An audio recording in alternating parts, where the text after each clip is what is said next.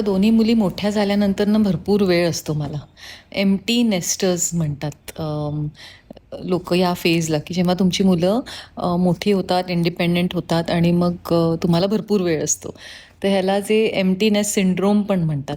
पण actually speaking I feel it is a happy nest syndrome. कारण I believe की आता मी फक्त काय माझं काम आहे, तर ते माझं घरटं जे काही आहे मुलींसाठी उबदार, ते छान वॉर्म आणि हॅपी ठेवावं, की त्यांना त्यांच्या त्यांच्या स्ट्रगल्समधनं जेव्हा कधी वाटेल तेव्हा त्यांनी यावं घरी, थोडासा विश्राम घ्यावा आणि मग परत त्यांच्या त्यांच्या जर्नीजना पुढे जावं. सो ॲक्च्युली एम्प्टी नेस्टर म्हणतात या फेजला, ज्याच्यात मी आहे. त्यामुळे मला भरपूर वेळ असतो स्वतःसाठी आणि विचार करायला. बेसिकली आधी विचार करायला कधी वेळच नसायचा.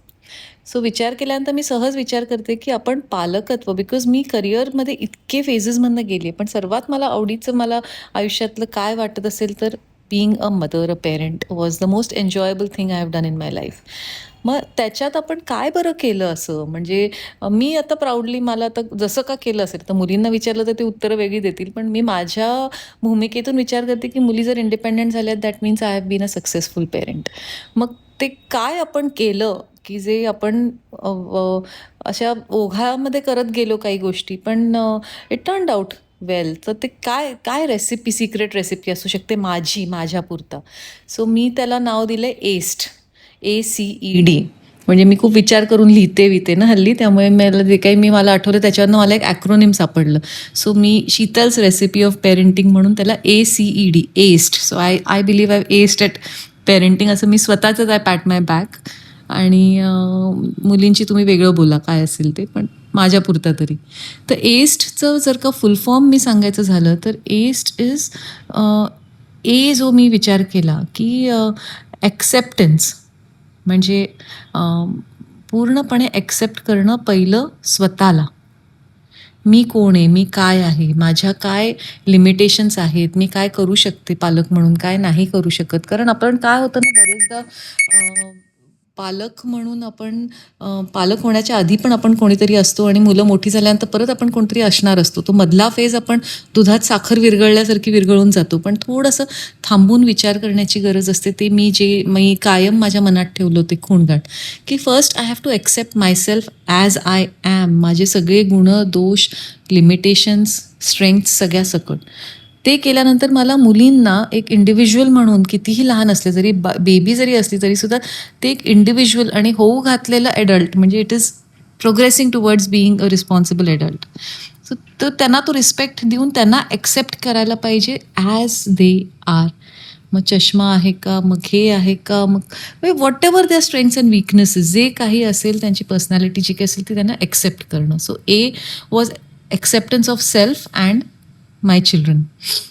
सेकंड सी हा मी खूप जास्ती कटाक्षाने पाळला, म्हणजे कंपॅरिझन अवॉइड करणं आणि क्रिटिसिझम अवॉइड करणं.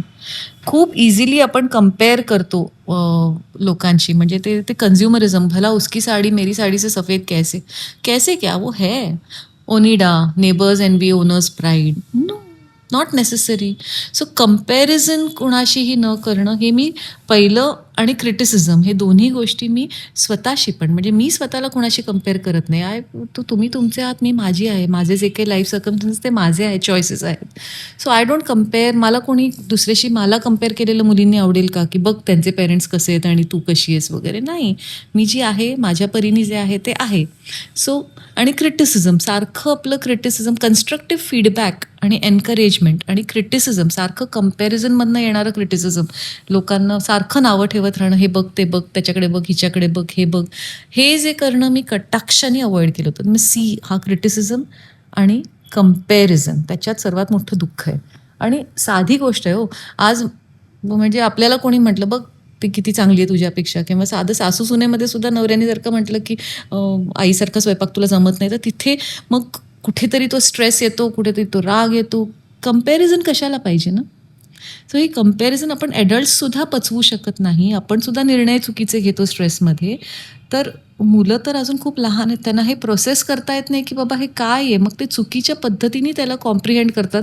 आपल्याला ते कळत नाही ते कशाने कसा अर्थ लावत आहेत गोष्टींचा, आणि त्यांच्या पर्सनॅलिटीवरती त्याचा इम्पॅक्ट होऊ शकतो असं मला कायम वाटायचं. त्यामुळे या 2 गोष्टी मी अवॉइड केल्या. ई म्हणजे ACE. E was expectations. तुमच्या एक्सपेक्टेशन्स, तुम्ही काय अपेक्षा करताय स्वतःकडनं आणि मुलांकडनं, ह्या खूप रिअलिस्टिक असल्या पाहिजेत. प्रचंड रिअलिस्टिक असल्या पाहिजेत. म्हणजे काय आपण पॉझिटिव्ह थिंकिंग होऊन जाईल, पण ते पॉझिटिव्ह थिंकिंग हे डिसेप्टिव्ह थिंकिंग होता कामा नये. म्हणजे स्वतःला फसवं विचार करणं नाही होता कामा. ते पॉझिटिव्ह, हो, पॉझिटिव्ह थिंकिंग गरजेचं आहे, पण ते रिअलिस्टिक पण असलं पाहिजे. उगाच आपलं 10वीच्या मुलाला जे 60% वगैरे 70% मार्क घेऊन स्पोर्ट्स खेळतंय, सगळं काही खेळतंय आणि सडनली 10वी आली म्हणून सगळं म्हणजे त्यांचं सगळं काही बंद करायचं, अभ्यास फक्त कर. आई पण सुट्टी घेऊन घरी बसणार. सगळेजण 10वी आहे आमच्या घरी, 10वी आहे. आणि हे सगळं केल्यामुळे, जास्ती तास अभ्यास केल्यामुळे मुलांनी 90-99% मिळवावे, ही अपेक्षा चुकीची.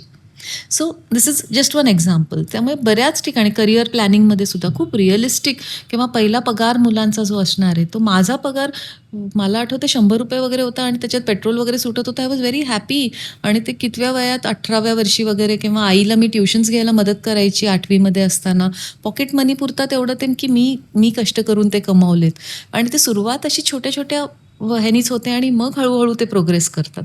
सो हा जो एक आहे, हा एक्सपेक्टेशन्स सेट करणं, शिक्षणाबद्दलच्या पण एक्सपेक्टेशन्स, की उगाच सगळे जात आहेत म्हणून हा कोर्सला जायला पाहिजे, उगाचच आपलं अब्रॉडला जाणं म्हणून, पण तुम्हाला काय शिकायचं आहे त्याच्यावरती ते निर्णय व्हायला पाहिजेत.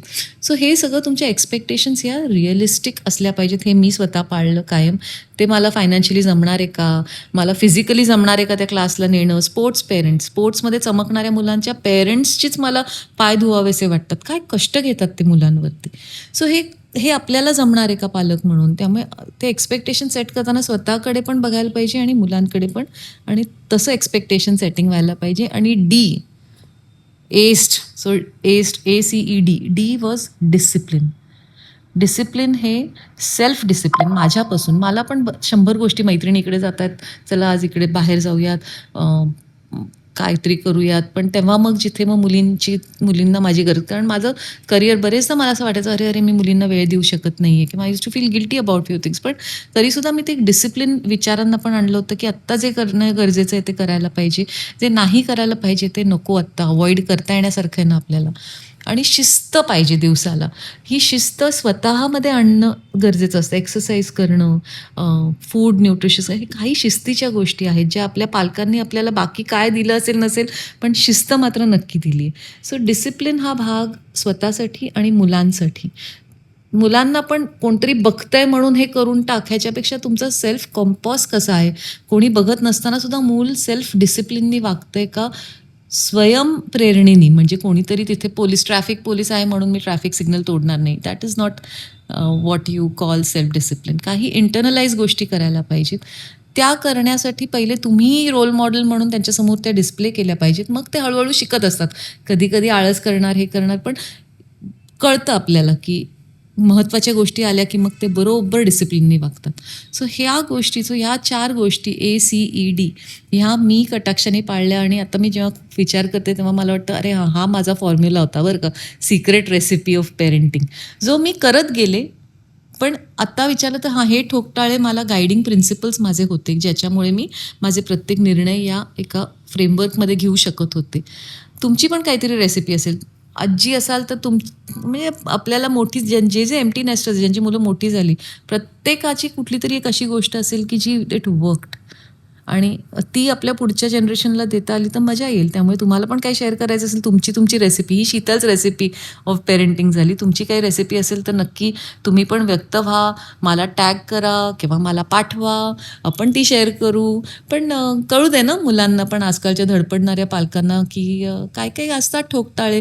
कितीही AI येऊ दे, काही येऊ दे, काही प्रिन्सिपल्सनं हे कायम तसेच राहणार आहेत. So you can also share your recipe. ही माझी सिक्रेट रेसिपी, बघा आवडतीये का.